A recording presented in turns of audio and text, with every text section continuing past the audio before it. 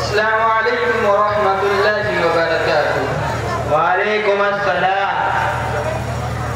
اور جی خیریت سے ہیں؟ ارے ملا جی اپنی تو موج آ رہی ہے، اور سنائیے کیسے جی رہے ہو؟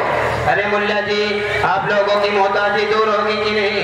یہ کیا معمولی سا لباس پہن رکھا ہے؟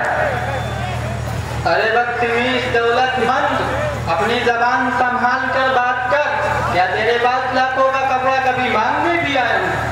خدا نے جس حال میں رکھا ہے خوش ہوں، آرام میں ہوں۔ اور سن، تو یہ ملا ملا کہہ کر مذاق بنانا چاہتا ہے، علماء کے لباس اور تہذیب کو دیکھ کر دھچکا لگانا چاہتا ہے۔ تو سن بد نصیب دولت مند، نور حق شمع الہی کو بجھا سکتا ہے کون؟ نور حق شمع الہی کو بجھا سکتا ہے کون؟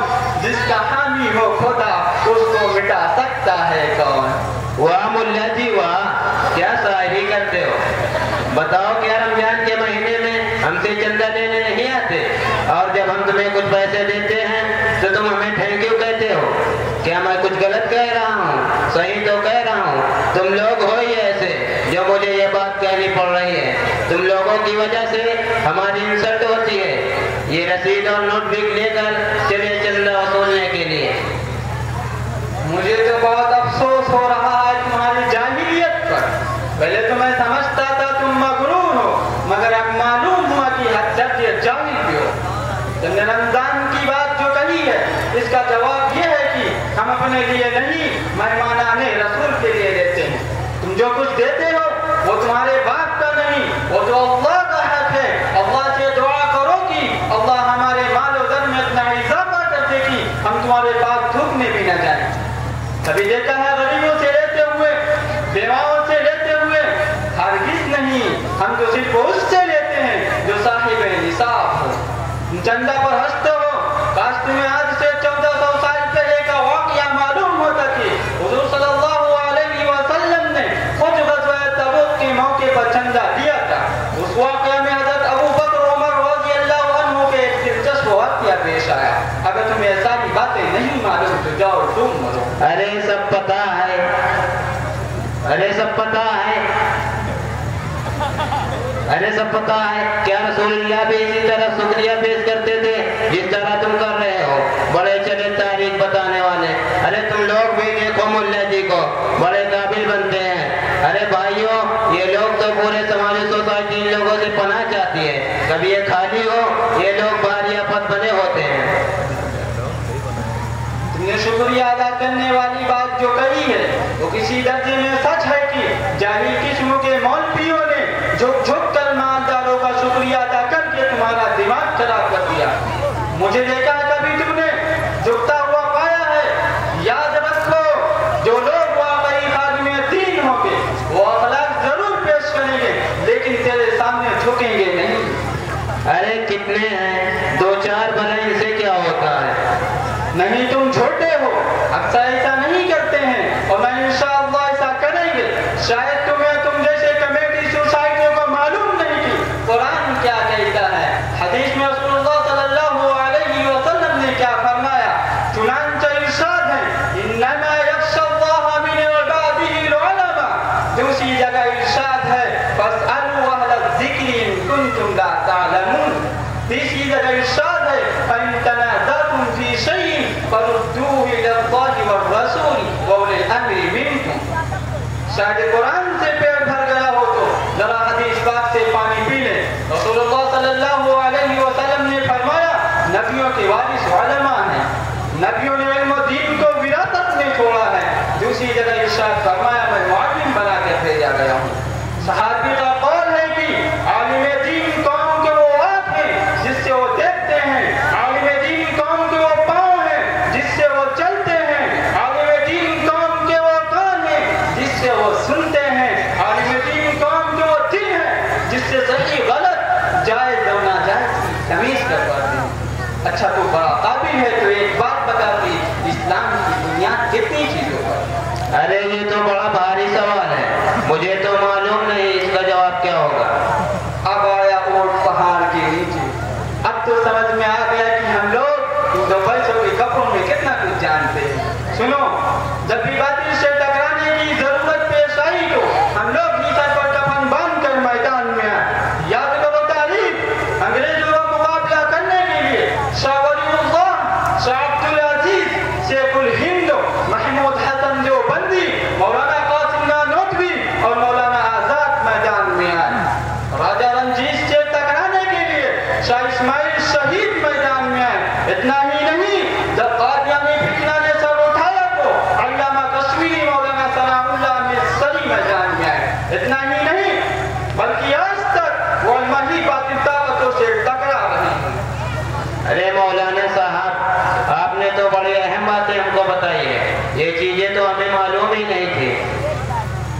جب تم علماء کو برا بھلا کہو گے اور گالی دو گے, تمام باتیں کیسے معلوم ہوں گی؟ اللہ آپ کو سیکھنے کی توفیق دے. یہ جو آپ کے ساتھ انگریزی لباس میں ہیں کون لوگ ہیں؟ یہ میرے فرینڈ ہیں جو امریکہ میں رہتے ہیں, اچھے بزنس مین ہیں, ان کا نام عزید خان ہے. اچھا تو کیا میں ان سے بھی سوال کر سکتا ہوں؟ کیوں نہیں, ضرور کریے. اچھا تو بھائی صاحب بتائیں کہ غسل میں کتنی فرض ہوتے ہیں؟ ارے ملا جی, تم نے ہم کو بالکل جاہل ہی سمجھ رکھا ہے کیا؟ غسل میں 3 فرض ہوتے ہیں.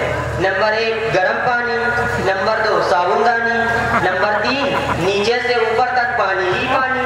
بس چھوٹا موٹا سوال, یہ تو بچوں والا سوال ہے, یہ چیزیں تو ہمیں بہت پہلے سے پتا ہے. ارے واہ خان صاحب واہ, تم بھی تو ذرا اپنا نام بتاؤ. My name is Sohail Khan. اچھا آپ مسلمان ہیں؟ Yes yaar, I am Muslim. تو آپ بتائیں کہ ایک مسلمان پر کتنی نمازیں فرض ہوں؟ ارے مولانا صاحب, نماز تو میں بڑی پابندی سے پڑھتا ہوں, یہ سوال تو میرے لیے بہت آسان ہے. سنیں, نمبر 1 جمعہ کی نماز, نمبر 2 عید کی نماز, نمبر 3 بقرعید کی نماز, نمبر 4 جنازے کی نماز. واہ خان صاحب واہ, کتنی افسوس کی بات ہے کہ تم لوگ علماء کو برا کہتے ہو اور ان کو حقیر سمجھتے ہو, اور آپ کو تو دین کی بنیادی باتیں بھی نہیں معلوم. یہ دیکھو میرے ساتھ مدارس کے کچھ چھوٹے چھوٹے بچے ہیں, دین کی باتیں جو چاہو ان سے پوچھ سکتے ہو. ان چھوٹے بچوں سے تمہیں اندازہ ہو جائے گا کہ جن علماء کو تم جن عالم کو تم حقیر سمجھتے ہو, جن مدارس کو تم برا کہتے ہو, ان کی شان کیا ہوتی ہے. مجھے تو کچھ معلوم نہیں, تم ہی لوگ بتاؤ, تم نے اپنے استاد سے کیا سیکھا ہے؟ چچا جان, تم کو معلوم ہونا چاہیے کہ اسلام کی بنیاد 5 چیزوں پر ہے. نمبر 1 توحید, نمبر 2 نماز, نمبر 3 روزہ, نمبر 4 زکوٰۃ, نمبر 5 حج. مجھے تو افسوس ہو رہا ہے کہ دنیا میں ایسے مسلمان بھی ہیں جن کو غسل کے فرائض نہیں معلوم اور وہ بغیر پاکی حاصل کیے ہوئی ہمت کے چلے جاتے ہیں. ان کے ساتھ اللہ کیا معاملہ کرے گا؟ اللہ معاف فرمائے. سنو میں بتاتا ہوں, غسل میں 3 فرض ہیں. نمبر 1 کلی کرنا, نمبر 2 ناک میں پانی ڈالنا, نمبر 3 پورے بدن پر اس طرح پانی بہانا کہ ایک بال برابر بھی کوئی جگہ سوکھی نہ رہے. اچھا بیٹا بتاؤ, کیا انسان مرنے کے بعد پھر دوبارہ زندہ کیا جائے گا؟ جی چچا جان, انسانوں کو مرنے کے بعد پھر دوبارہ زندہ کیا جائے گا اور ان کا حساب و کتاب ہوگا. نیک لوگوں کو ان کی نیکی کے بدلے جنت ملے گی اور برے لوگوں کو ان کی برائی کے بدلے ان کا گھسیٹ کر جہنم میں پھینک دیا جائے گا. دیکھا تم نے, یہ چھوٹے چھوٹے بچے کتنی کمال کی ہیں. جب یہ بڑے ہوں گے تو دین اور سماج کے لیے کارآمد ثابت ہوں گے. ارے مولانا صاحب, آج ہمیں احساس ہوا کہ ہم بڑی غلطی کرتے ہیں. اب میں اللہ سے توبہ کرتا ہوں اور آج سے عہد کرتا ہوں کہ علماء کو کبھی حقیر نہیں سمجھوں گا بلکہ ان کی عزت کروں گا اور اپنے بچوں کو بھی عالم بناؤں گا تاکہ وہ بھی آپ کی طرح لوگوں کی اصلاح کر سکے اور خود بھی صحیح راہ پر چلتے رہیں۔ بہت اچھی بات ہے، اللہ آپ کی توبہ قبول فرمائیں اور آپ کی تمناؤں کو پورا کریں۔ اچھا ہم چلتے ہیں، مدرسہ جانا ہے۔ السلام علیکم ورحمۃ اللہ وبرکاتہ۔ ٹھیک ہے مولانا صاحب، وعلیکم السلام۔ ماشاءاللہ، جزاک اللہ، بہت عمدہ مکالمہ پیش کیا۔ اس کے بعد حافظ محمد نظام درجہ حفظ آئیں گے اور مکالمہ کے لیے ماریہ اپنے سہیلیوں کے